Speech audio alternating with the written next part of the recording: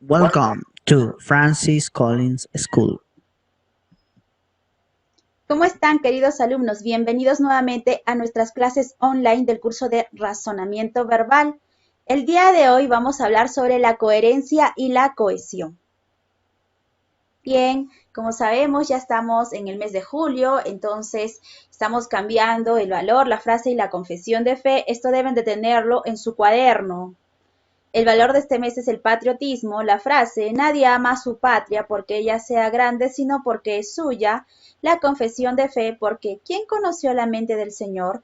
¿Quién la instruirá? Mas nosotros tenemos la mente de Cristo, lo encontramos en 1 Corintios 2:16.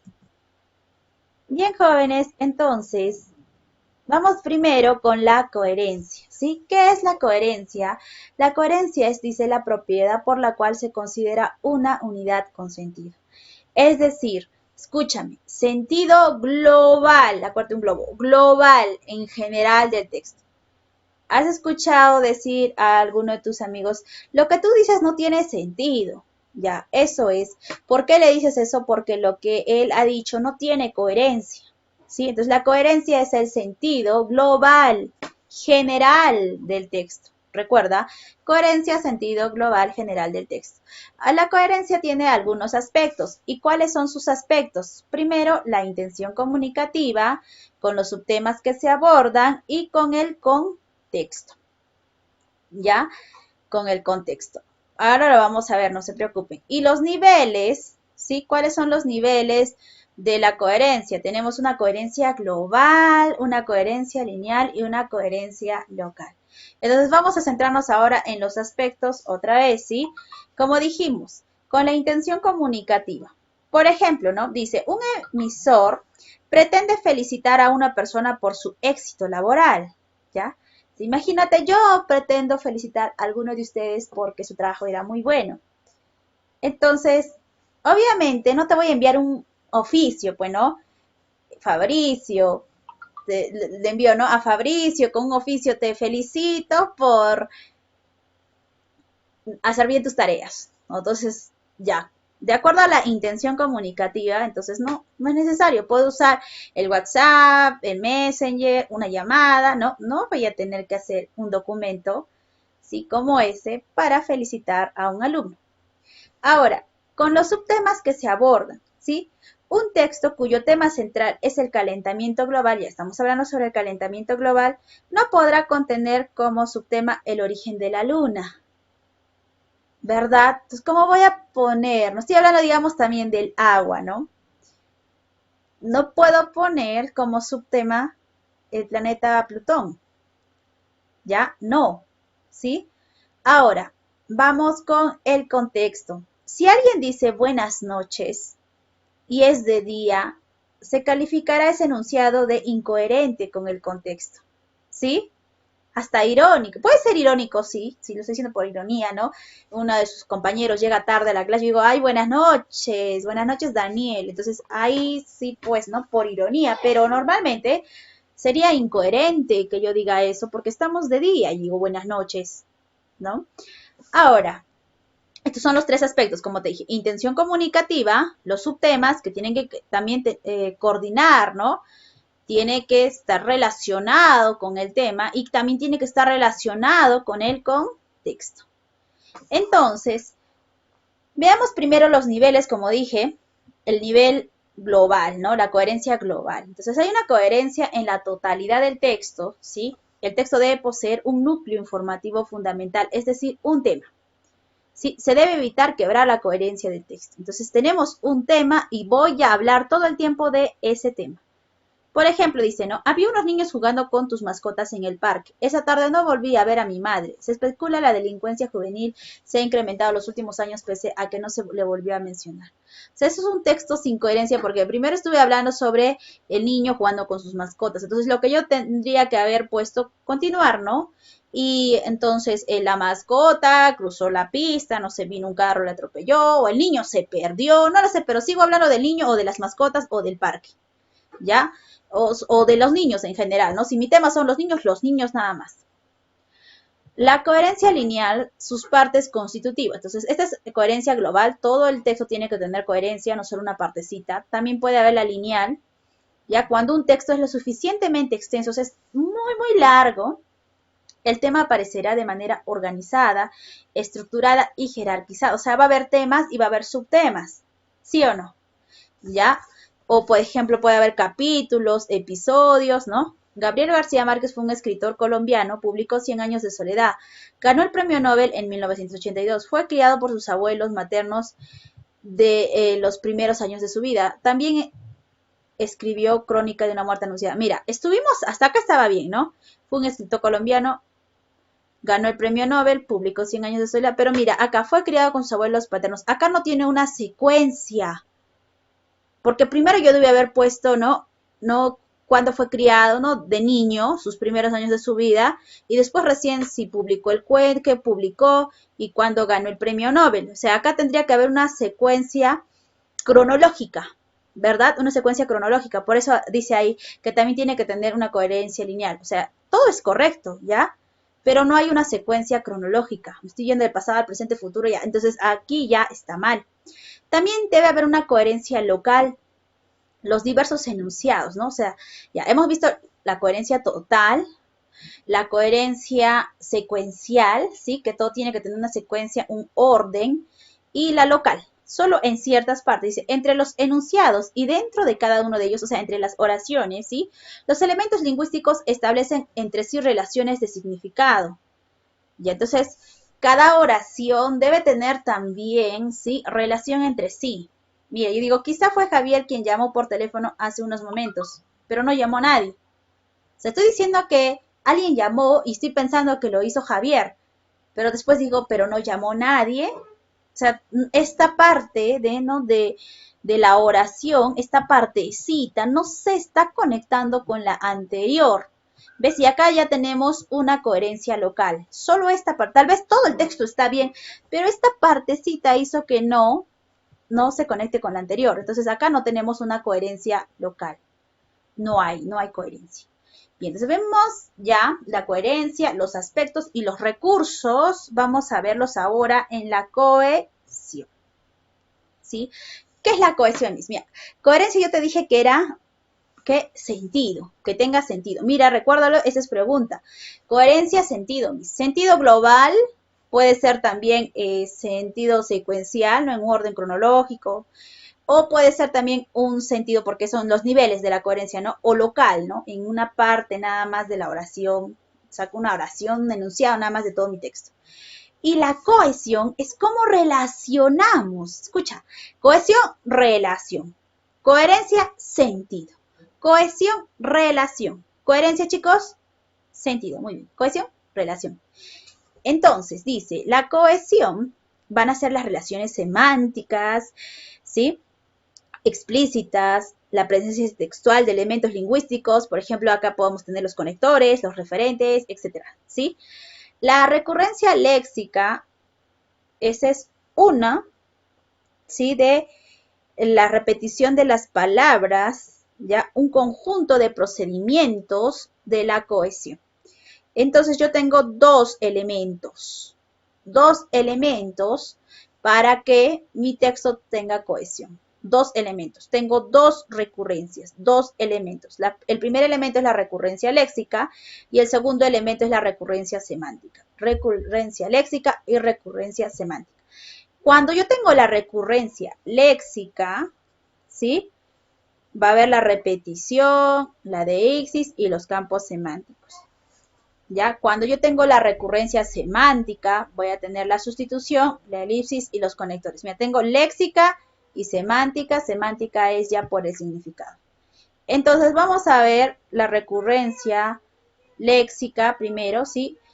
Podemos, como les dije, repetir una palabra, ya, para relacionarla con otra, por diferentes, ¿no? Aspectos, por ejemplo, puede ser por sinónimos, antónimos, hiperónimos, colpónimos, ¿sí? Aquí tengo, por ejemplo, sé tolerante con las ideas diferentes, dice. La tolerancia permite una mejor convivencia. Entonces acá yo estoy repitiendo repitiendo, repitiendo, pero ¿por qué no? Tolerante, tolerancia, porque yo quiero hacer énfasis, ¿sí? Yo quiero hacer énfasis en esta idea, ¿ya? Yo quiero hacer hincapié, quiero resaltar esta idea para que la comprendan. O sea, digamos que mi texto se basa en esa idea. Como se basa en esa idea, yo tengo que, ¿no? Repetir para que haya énfasis. ¿Sí o no, chicos? Repito. Entonces, ese es un recurso de la cohesión, ¿no? Para relacionar ideas y que esta idea no tenga más énfasis, yo puedo repetir la palabra. Por eso te dicen valga la redundancia, porque lo estás diciendo ya que es necesario repetir para que le des un énfasis en esa parte. La recurrencia semántica dice es la aparición reiterada de términos que están relacionados por su significado. Como te dije, ¿no? El significado. Entonces, tú puedes relacionarlas mediante la sinonimia, ¿no? Digo, mira, había algunas esculturas en el museo, esculturas, eran esculturas y estatuas, ¿no? Las voy a relacionar por sinonimia, las puedo relacionar, porque dijimos que la cohesión es la relación, no te olvides. Por antonimia, su madre era alta, pero él era bajo, entonces, alta, bajo. Hiperonimia, ¿no? Algo general, digo, le gustan los deportes, y ahora yo digo, este año practicará natación, entonces yo estoy dando una hiponimia, algo general, y después ya algo específico, o una hiponimia, ¿no? Algo específico y después algo general.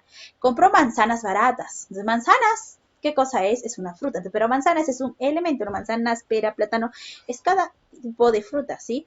Pero la fruta estaba muy madura, entonces la fruta, aquí yo estoy mencionando después al hiperónimo. Primero empecé por la hiponimia, el hipónimo. Ahora también tenemos, estos son todos los recursos de la cohesión, chicos, ¿ya? Tenemos estos también, ¿ah? Y yo te voy a preguntar justamente hoy día en tu tarea. Tenemos sustitución, elipsis y conectores lógicos. También podemos relacionarlas por sustitución, ¿sí? Podemos relacionar, ¿sí? Para que haya sustitución podemos hacerlo mediante pronombres o adverbios. Aquí tenemos la ¿no? llamada anáfora o catáfora, ¿sí o no, jóvenes? ¿Ya? Entonces digo, ve al apartamento. Una vez allí, comprueba la alarma. Entonces, apartamento, digo, allí, ¿no? Estoy reemplazándolo por un adverbio, ese lugar, ¿sí? Esa es la sustitución que hice, ¿ya? Esa es una forma también de cohesión, de relación. Elipsis es la supresión. Aquí yo más bien voy a eliminar todo. No voy a decir porque es algo que se sobreentiende, entonces yo no lo voy a decir otra vez. Raúl y Elvira se casaron. Un mes antes no se conocían. Entonces, mira, yo ya no otra vez, ¿no? Raúl y Elvira un mes antes no se conocían. No, no voy a repetir otra vez a Raúl y Elvira. ¿Por qué? Porque ya se sobreentiende. ¿De quién estoy hablando? Un antes no se conocían, un mes antes. ¿Quiénes no se conocían? Raúl y Elvira.